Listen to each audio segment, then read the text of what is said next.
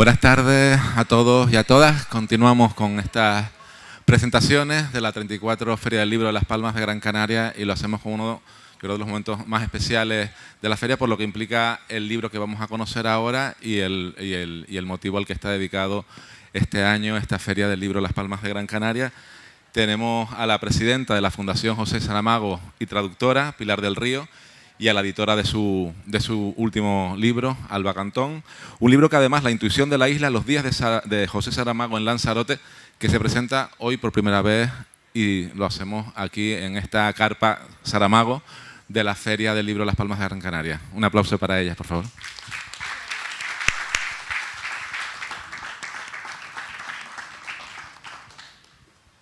Bueno, pues muchísimas gracias. Muchas gracias por invitarnos a venir aquí a la Feria del Libro de Las Palmas. Y bueno, pues aquí estamos con La intuición de la isla, los días de José Saramago en Lanzarote. Un libro que es, bueno, pues un acto de amor de Pilar a José, a la Casa Museo, a Lanzarote y a todos los lectores y lectoras, porque, bueno, pues como dice el título, son esos días en Lanzarote.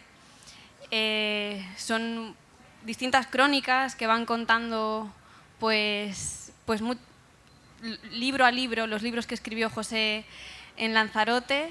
Y bueno, pues bueno, yo también trabajo en la Casa Museo, soy guía. Allí las visitas que hacemos a diario, pues compartimos el espacio donde vivió y escribió José Saramago durante 18 años. Y este libro, pues en realidad es como una forma de romper fronteras para que todos los lectores y lectoras que no puedan venir a Lanzarote a visitar la casa y sentir ese espacio, pues puedan sentirlo y puedan vivirlo. Es una forma de compartir todo lo que sucedió y sucede en ese lugar, en Lanzarote, la isla que tanto conmovió y que tanto amó José y que también fue transformación incluso de su propia literatura. Y bueno, pues quería saber un poco por qué el título, por qué la intuición de la isla. Evidentemente es una pregunta retórica, porque ella es la editora del libro y el título fue discutido entre ambas. Es más, no sabíamos bien si poner La intuición de la isla o Intuición de Lanzarote. Nos parecía que era importante que estuviera el nombre de Lanzarote presente. En fin, acabó siendo La intuición de la isla y, según dicen algunos académicos que ya se han permitido hablar del libro, dicen que el título está bien. O sea, por lo menos en eso hemos acertado. Alba tiene una gran editorial y este es el tercer libro que publica en su gran editorial, porque todas las cosas grandes empiezan pequeñas. Bueno, pues ha empezado con dos libros muy interesantes y este tercero, que ya dirán ustedes cuando lo lean si les parece que está en la misma línea de los anteriores o no. ¿Por qué se llama La intuición de la isla? Porque José Saramago nació en tierra adentro. No debió de conocer el mar tan pronto, aunque se fue pronto a Lisboa a vivir. Pero en Lisboa lo que hay es un río y hay que bajar unos cuantos kilómetros para llegar al mar. Eso ahora se dice muy pronto, pero en los años 20 no era tan fácil conocer el mar. Bueno, no sé cuándo conocería José el mar. Desde luego sí sé que conoció islas muy tarde. La primera vez que él salió de Portugal tenía 40 y tantos años y tardó en llegar. La primera isla probablemente que viera fue Cabo Verde, estuvo en ese archipiélago, estuvo también en Cuba y finalmente vino a Canarias. Vino a Tenerife y vino a Las Palmas y vino invitado a dar conferencias, pero en Lanzarote vivían los cuñados de José Saramago Y entonces, por cortesía, por amistad y por todo, por familiaridad, se dio un salto desde Las Palmas a Lanzarote. Y Saramago se quedó prendado de esa isla. Él acababa de escribir un libro muy difícil, un libro que acaba con la vida y con la trayectoria de cualquier escritor. Él había escrito el Evangelio según Jesucristo y había reflexionado sobre el hecho fundacional de la civilización occidental. Después de haber tocado los pilares que nos sostienen, no digo religiosamente, que lo de la religión es cosa de cada persona, digo culturalmente, vivimos en el año 2022 de la era cristiana. Después de haber tocado esos pilares, era muy difícil escribir un libro, una dulce novela de amor o una novela costumbrista. Saramago necesitó 3 años venirse a las Islas Canarias, a Lanzarote, y el siguiente libro que escribió no podía ser otro que Ensayos sobre la ceguera. Es decir, un libro de ciegos que viendo no ven. Un libro donde hay una pandemia y las pandemias no son maldiciones de Dios. Él ya había reflexionado sobre Dios en el Evangelio y había llegado a sus propias conclusiones personales. Las pandemias también nos las buscamos nosotros si somos ciegos que viendo no vemos. A lo mejor tenemos que reflexionar todavía mucho con esta última pandemia que hemos hecho para provocarla y cómo se mantiene.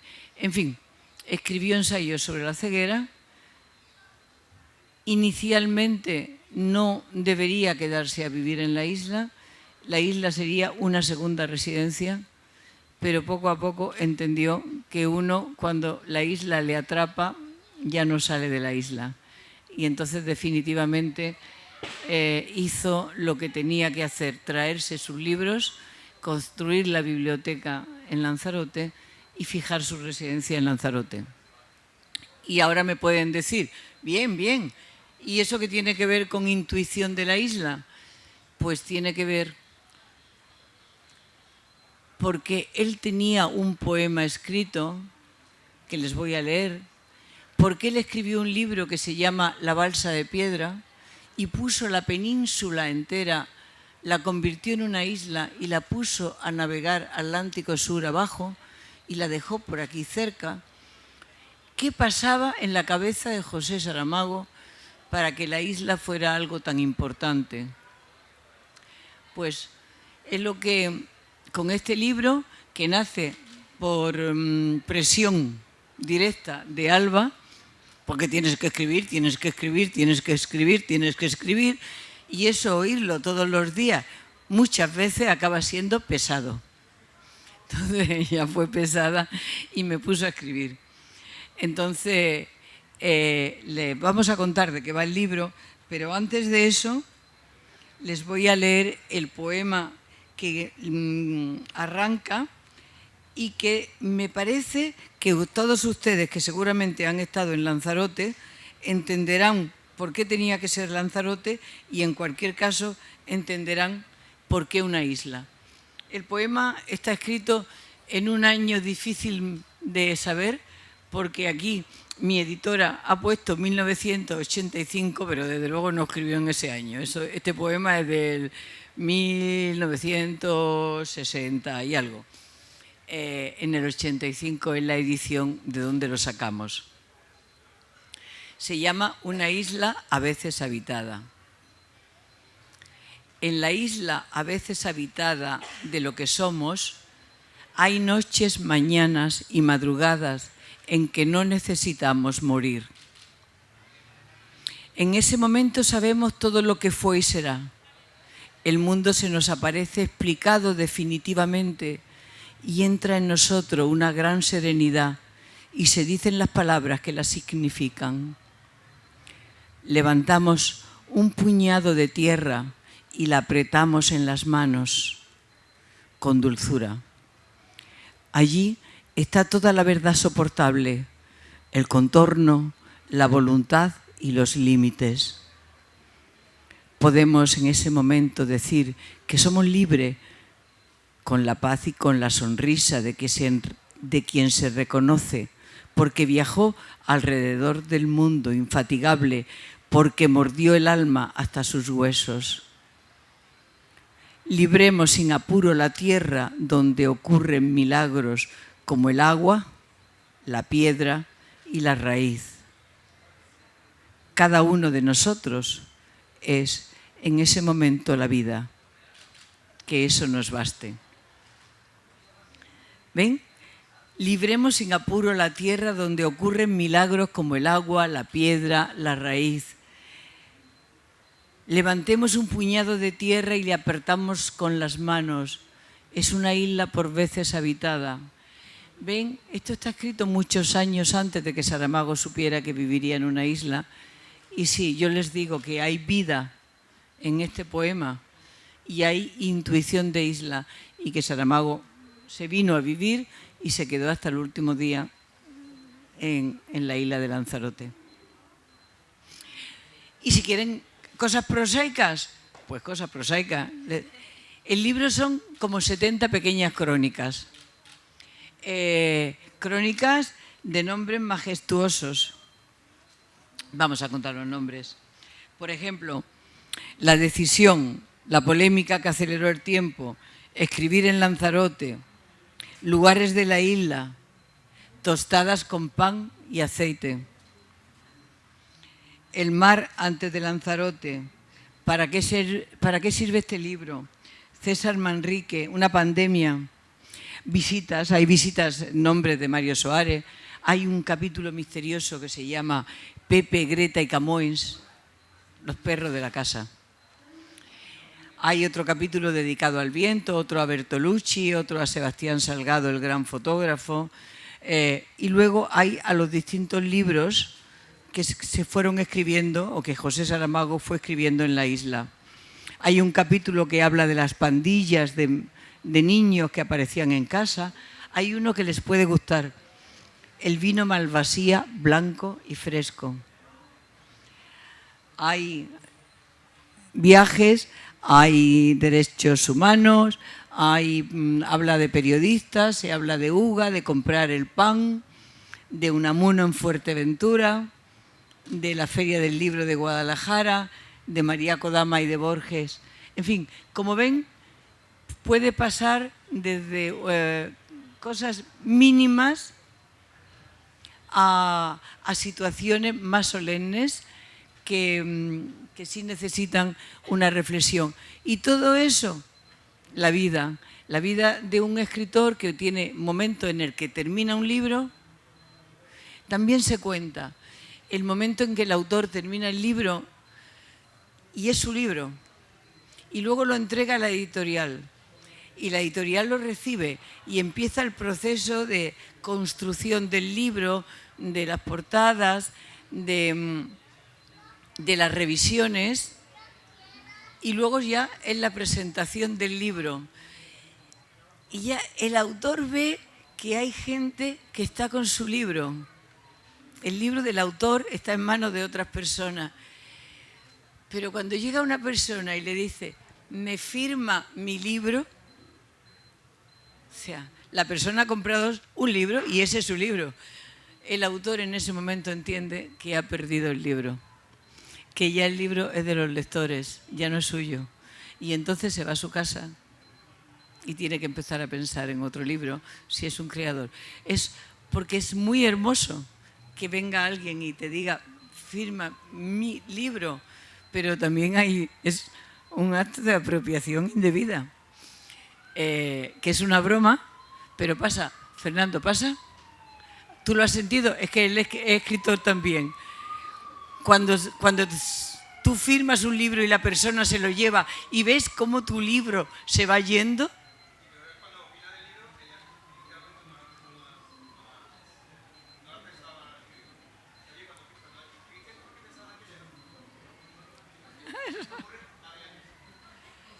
Espera, es que te hemos oído mal, pero sí. Hace falta micrófono. Entonces este libro está compuesto de estas cosas, de cosas importantes y de cosas no importantes, que son, en el fondo, la vida de cada uno, de los lectores, de los escritores con determinadas singularidades, porque se encuentran con otros escritores, y eso también está reflejado en este libro. Sí, la verdad es que el libro, Pilar escribe con una belleza e incluso hay frases como muy poéticas. Yo me acuerdo, por ejemplo, pues de esos días, ¿no?, en Famara, cuando ibais con el picnic, ¿no? Y hay una frase que a mí me encantó, que es que la mesa, toda la costa era una mesa, ¿no? Era la mesa. Bueno, tiene cosas así. Esos son pero los manteles de cuadro que se ponen en la playa, ¿eh? Sí, y entonces, claro, tú pones el mantel y luego sacas la tortilla, lo otro y lo otro. Y bueno, también hay, por ejemplo, un capítulo en el que pues es el anuncio del premio Nobel y está narrado por los tres perros. ¿Lo leo? Sí, sí. ¿Quieren que lo lea? Bueno, perdón, pero acabo de abrir por María Kodama y Borges. Sí, ese es muy bonito eso. Déjenme que le lea un poquito de este capítulo. Se ha abierto solo y eso es que era voluntad de Dios. Borges era un autor fundamental para José Saramago, como queda demostrado por sus declaraciones, tantas, y también en su obra. La novela El año de la muerte de Ricardo Reis está atravesada por un libro inexistente, El dios del laberinto, de un autor inexistente inventado por Borges y leído por Ricardo Reis, que tampoco existía, salvo como heterónimo de Fernando Pessoa. Luego, no lo voy a leer entero, voy contando. María Kodama vino a Lanzarote a visitar a José Saramago. Entonces se anunció un encuentro entre ambos. José Saramago se había pasado casi 3 meses internado en un hospital, estaba muy enfermo y era su primer contacto con los lectores en Lanzarote después de aquel pasaje por el hospital que le estuvo a punto de costar la vida. Entonces, pues se convoca la sesión en la biblioteca de Acasa. Era el primer acto público del escritor al salir del hospital. Se acercarían a tías, amigos de toda la isla. Nadie se quiere perder la conversación entre los dos lectores privilegiados de Borges. No he dicho que la conferencia se iba a titular Hablemos de Borges. 2 escritores capaces de entrar en los laberintos y salir de ellos vivificados, María Kodama y José Saramago frente a frente, rodeados de libros, vida y de pasión compartida. Empieza la sesión. Los teóricos de la sala esperan impacientes. Van a asistir a un acto en el que se desvelarán las claves del enigma borgiano. La teoría de la literatura crecerá ante sus ojos, pero no ocurre así. La primera pregunta que el escritor le hace a la escritora no tiene que ver con arcanos literarios. Simplemente le pide que hable del amor con Borges. María se ríe. No está nerviosa, por el contrario, se relaja más en el sillón de cuero negro y con voz suave, como la media tarde de esa primavera lanzaroteña, va conduciendo a sus oyentes por la intimidad de la convivencia, las aventuras cotidianas de quien nunca perdió la curiosidad, los momentos de alegría, los viajes por islas remotas con idiomas y leyendas fascinantes. Kodama reproduce el usted acariciador con el que Borges y ella se trataban. Aparece Suiza, la última parada, los amigos. Hoy Lanzarote es el Aleph. Sí, el lugar donde están sin confundirse todos los lugares del orbe, dicen, repiten. María Kodama mira a José Saramago, que la mira a ella. Deciden leer al maestro en voz alta. No es una invocación, es el placer de escuchar. María lee con acento porteño. Su voz se va pareciendo a la de Borges. Nadie se mueve en la biblioteca, ni siquiera la biblioteca levita. Nadie quiere que pase el tiempo. Tampoco cuando Saramago lee como si Borges fuera portugués y tal vez esa tarde lo fuera. En fin, y se siguen diciendo otras cosas de María Kodama.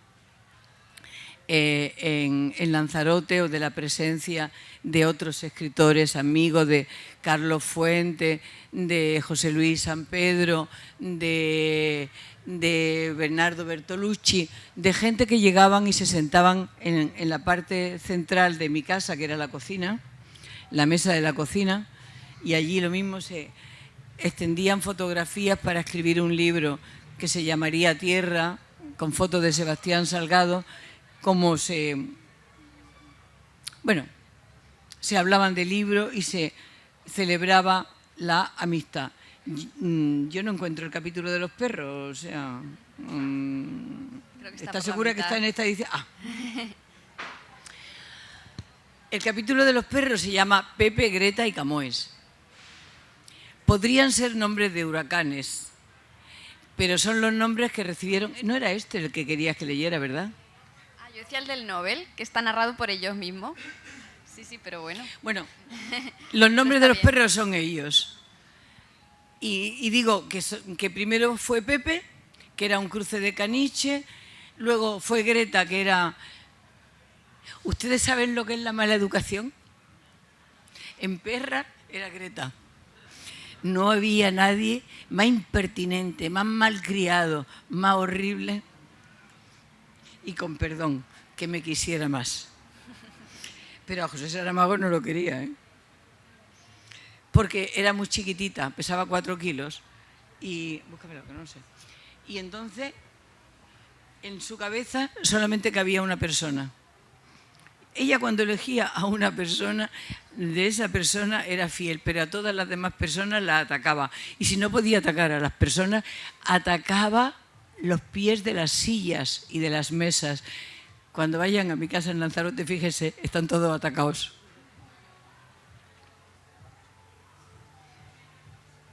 El anuncio del Nobel. ¿Qué les pasa a todos esta mañana? Parecen locos, le dijo Camões a Pepe. Van y vienen hablando a la vez, los teléfonos no paran de sonar, también el timbre de la puerta. Está llegando mucha gente con cámaras, aquí ha pasado algo, nadie nos hace caso. Les ladro y me apartan. Es como si no tuvieran ojos para mí, nadie nos teme, no entiendo nada. Insistía Camões a sus colegas caninos, más serenos, aunque igual de perplejos. Entonces Pepe, que era el mayor, invitó a Camões y a Greta a ponerse en un ángulo de la sala y a observar. Hay que tomar nota de todo lo que pase por si alguna vez tuviéramos que dar testimonio. Y los tres cruzaron las patas delanteras y levantaron la cabeza en clara señal de vigilancia.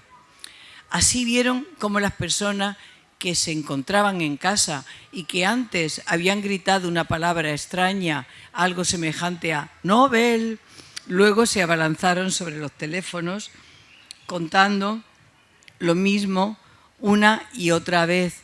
A José le han dado el Nobel, y después se pusieron a atender llamadas porque los teléfonos no paraban y la gente de la casa decía 1000 veces que José Saramago no estaba, que iba volando de Frankfurt a Madrid o algo así, pero a quienes entraban parecía que les daba igual que José Saramago no estuviera. Ellos querían hacer entrevistas a quien fuera, salvo a nosotros, porque nadie se dio cuenta de que estábamos allí. Preguntaban cosas extrañas. ¿Qué estaba escribiendo ahora José Saramago? ¿A qué hora se escribía? ¿Para qué había ido a Frankfurt? ¿Cuándo regresaría? Y encendían muchos focos para decir una y otra vez, en directo desde Lanzarote.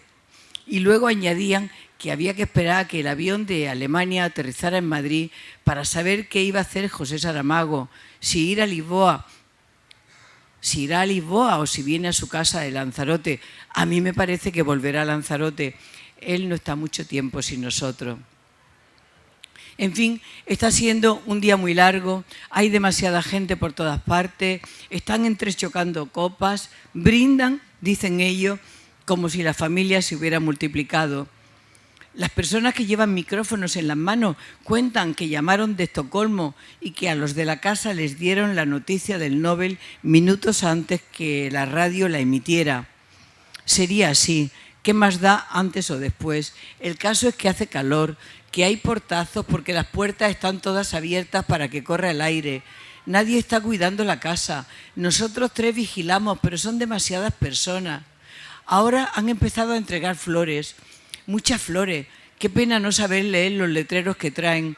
Serán ramos de amigos, de otros escritores, de compañeros. No lo he dicho antes, perdón. José Saramago es escritor, es nuestro dueño. Los periodistas repiten que le han dado el Nobel de Literatura, que es un premio muy importante para los humanos. A mí lo que me gustaría saber es en qué piensa José Saramago ahora, qué lleva en la cabeza, para qué sirve todo esto. A Pepe también le importa, a Greta menos.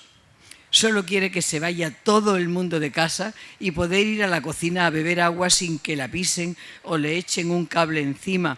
Esos tan largos, tan pesados, tantos cables y cámaras y micrófonos y antenas.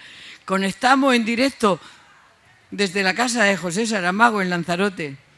Los humanos están locos. Días después del anuncio del premio Nobel, José Saramago contó que en la vorágine de Frankfurt, cuando le pidieron que no embarcara hacia Madrid como era su intención, que regresara a la Feria del Libro donde le esperaban con ansiedad, como cuenta Ricardo Biel, en un país levantado en alegría. En esos momentos extraños de asimilación de la noticia, José Saramago tuvo 2 pensamientos. Me han dado el Nobel, sí. ¿Y qué? Y el otro era un pensamiento más doméstico, aunque sentido con la misma serena lucidez. ¿Qué estará haciendo ahora Camões? Camões esperaba en la casa. En la biblioteca hay varias ediciones de Os Lusíadas y en el estudio de José Saramago hay un grabado del genial poeta cuando aún tenía los 2 ojos. En el jardín correteaba el animal que recibió el nombre del poeta, porque llegó en el momento en que le anunciaban a José Saramago que había sido galardonado con el premio Camões, el más solemne de Portugal. El perro lleva el nombre de un poeta y no es falta de respeto, es presencia cotidiana. Camões era sonido diario en la casa de José Saramago en Lanzarote. Hay muchas formas de amar y de agradecer.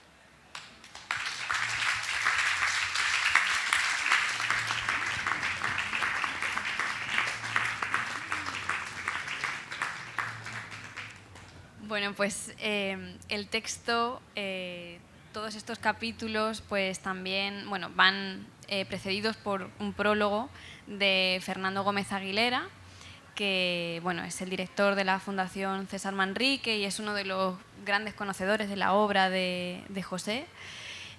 También lleva ilustraciones de Juan José Cuadrado, que dan un poco pues esas imágenes a carboncillo de algunos detalles de lo narrado.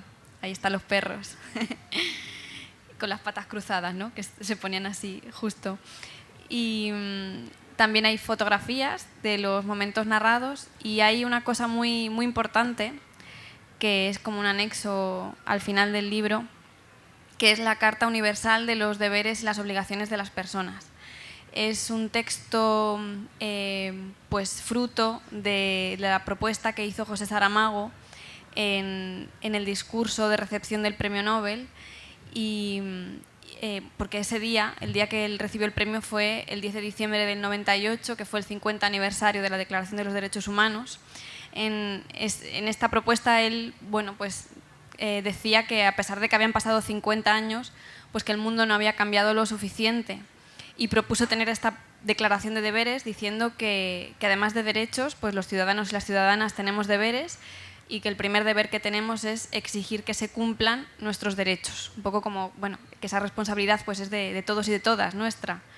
Porque, pues los que tienen el poder político y económico en el mundo son las multinacionales, que ejercen el poder de una forma no democrática y pues es nuestra responsabilidad. Entonces, pues habéis estado trabajando también en este texto desde hace unos años con la Universidad Autónoma de México, la Fundación José Saramago y activistas y juristas de todo el mundo. Es un texto que llevasteis a Naciones Unidas y que está aquí también recogido para que todos lo tengamos en cuenta, para que podamos hacer lo nuestro también y saber pues que podemos cambiar las cosas, que acaba el discurso José diciendo tal vez así el mundo comienza a ser un poco mejor. Pues sí, dice que podemos responsabilizar a los gobiernos de todo lo mal que nos pasa en el mundo, pero que no se nos olvide que la mayor parte de los gobiernos, si no es una situación de dictadura, lo elegimos nosotros. Entonces, que a lo mejor esos gobiernos que a veces nos parecen tan malos porque nos solucionan la sanidad o nos hacen perder no sé cuántos meses para que nos den una cita y tal, pues, en fin, son nuestros representantes. Quizá si todos fuéramos más activos, y este es el sentido de la Declaración de los Deberes Humanos. Si nosotros a nosotros mismos nos consideramos seres de derechos, si estudiáramos nuestros derechos, si en las escuelas se estudiaran los derechos humanos, todos los derechos, desde casa, trabajo, respeto, si se viera también que tenemos deberes, deber de cuidado, deber de comprensión, deber de aprender, deber de estudiar, deber de salvar. Entonces, probablemente nuestros gobiernos también serían mejores porque nacerían de una sociedad mucho más activa y más lúcida y más culta. Saramago decía que parece que nos quieren indiferentes, atemorizados o llenos de miedo. La sociedad se divide entre indiferentes, gente con mucho miedo, cuidado que me va a pasar, que mi nada la puedo perder, o entonces miedosos, indiferentes, o ¿qué he dicho? O resignado. O sea, esto es lo que hay, no podemos cambiar, lo que vamos a hacer nosotros no tenemos fuerza, los que mandan son los que mandan, pero los que mandan son un grupito muchísimo más pequeño, aunque tengan mucho poder, que la cantidad de millones de personas que supuestamente no tienen nada, pero tienen eso, tienen su vida, su presencia y su posibilidad de manifestarse, de existir. Entonces, los derechos humanos son para todos, no son solamente para una minoría. Los deberes también son para todos, no nos complicarían la vida. Es decir, ya tenemos bastantes cosas, ahora van a venir con deberes. No, es que esas cosas, esos deberes tal y cual se prepararon, se discutieron y se trabajaron, es para facilitarnos la vida, es para evitar la soledad, es para fomentar la solidaridad, es para que los bienes estén más repartidos y estén más al uso de todos. Es para que no haya solamente unos cuantos por encima del bien y del mal y luego millones y millones y millones de personas que no tienen nada si no son consumidores. Pues si son consumidores todavía tienen una salida, pero si no puedes consumir, entonces tienes la vida convertida en una desgracia. Bien, pues se celebraron varias reuniones a raíz de la declaración del discurso de José Saramago. En ese discurso él decía que se llega más fácilmente a Marte que a nuestro propio semejante, que cómo es posible que lleguemos a Marte y no hayamos acabado con el problema del hambre en el mundo. Si nos han ofrecido gente que ni siquiera eran revolucionarios de izquierda, que eran más bien conservadores, con la tasa Tobin. La tasa Tobin hubiera acabado con el hambre en el mundo y la consiguieron eliminar del planeta. Era un premio Nobel norteamericano conservador, pero decía una tasa por todas las transacciones intercontinentales e internacionales que se hacen para acabar con el hambre en el mundo. Bueno, pues no la consideraron digna de crédito quienes nunca habrían ganado un premio Nobel como sí había ganado Tobin. En fin, la Universidad de México recogió el discurso, convocó varias reuniones, congresos y después de muchas deliberaciones salió esta carta que está aquí en el libro. Es un documento blanco, puede ser usado en cualquier país, tenga un líder religioso, ¿cómo se llaman los líderes religiosos árabes? Un imán, bueno, no sé qué se llamaba ahí, un imán.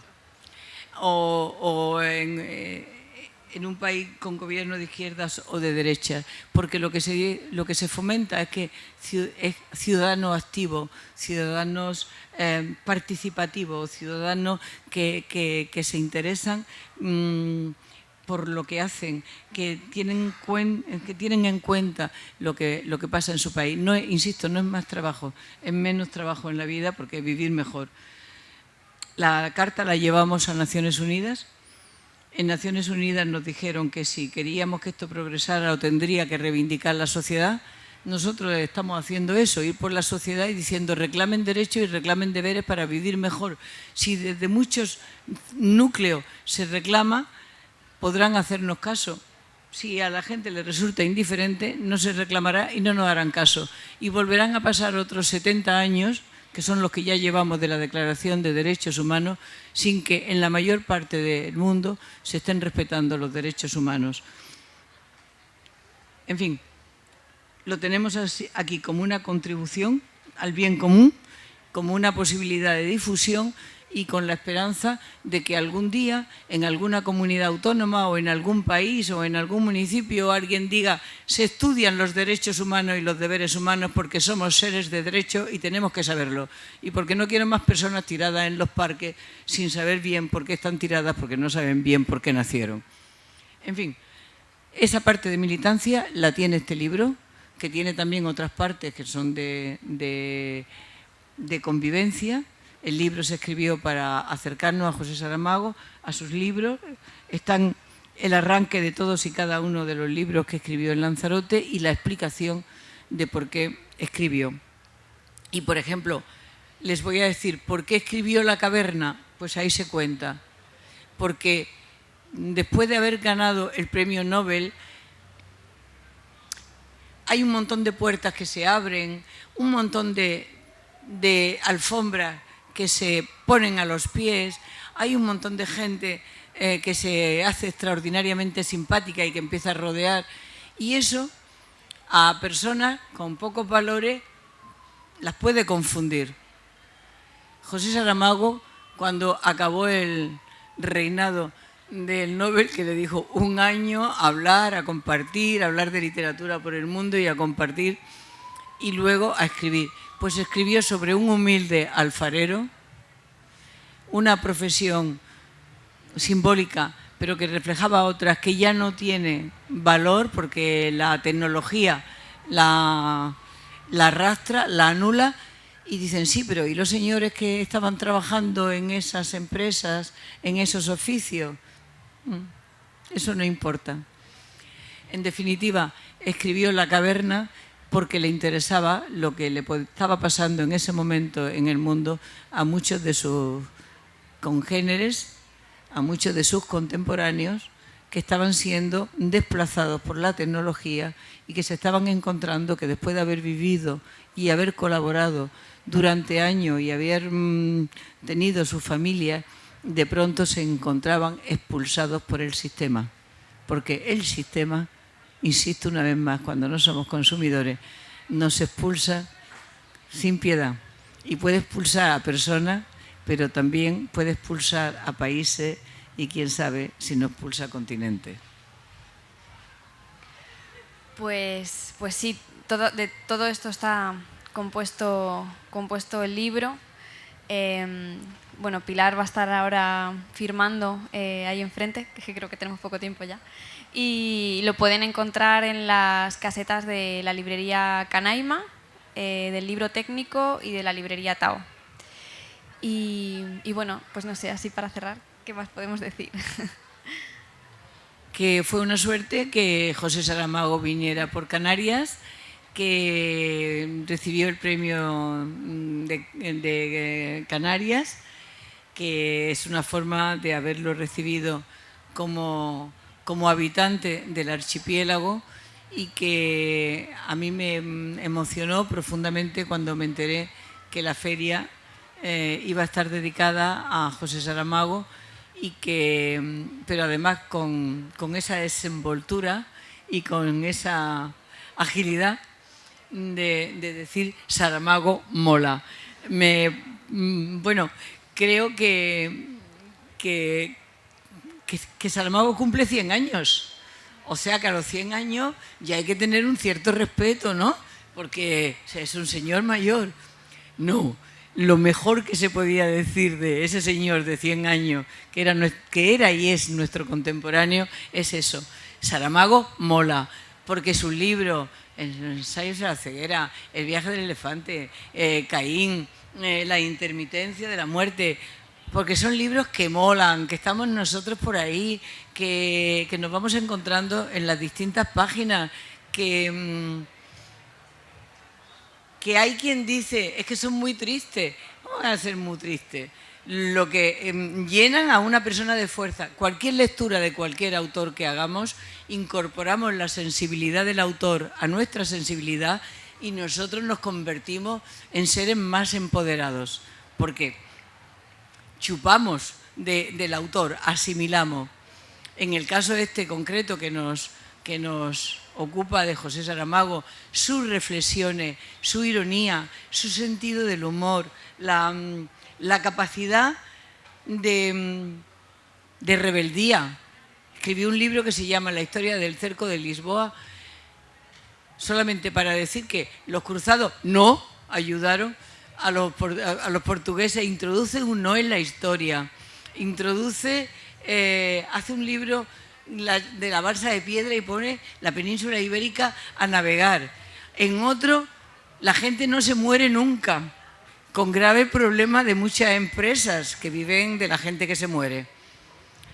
Y con graves problemas de quien está cuidando a los moribundos y no se acaban de morir nunca. En otro libro, todo el mundo se queda ciego. Es decir, Saramago mola, tiene ideas. O sea, es una cosa que está bien y nosotros con esa idea, pues luego salimos y paseamos por la feria, porque o salimos y paseamos o este señor de verde viene y nos saca llevándonos de las orejas. O sea, se trata de decidir, ¿nos vamos tirados de las orejas o salimos por nuestro propio pie? Muchas gracias a todos. Muchas gracias.